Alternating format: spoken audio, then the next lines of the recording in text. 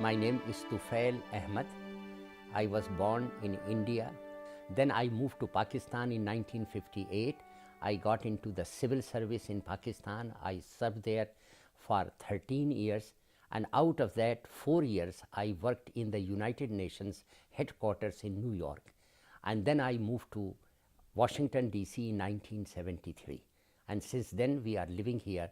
For the last about 40 years we have been living in this town.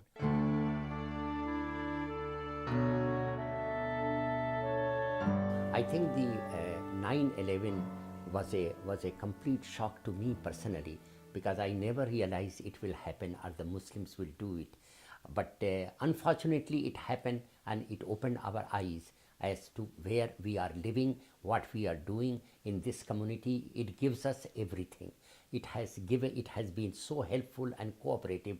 So that is the reason we got all the Muslims together and said, let us go and give back. Let us go and introduce ourselves so that they know who we are.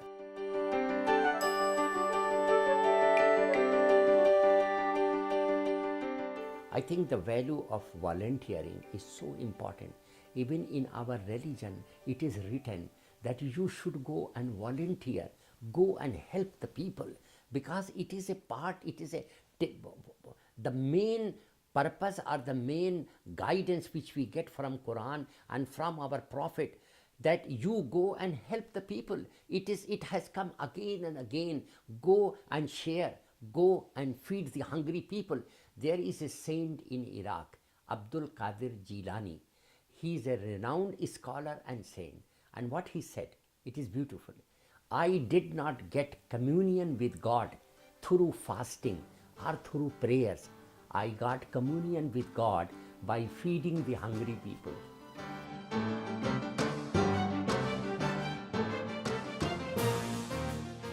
The most important thing which has been to me is all the work which I am doing in the community right now from morning till evening.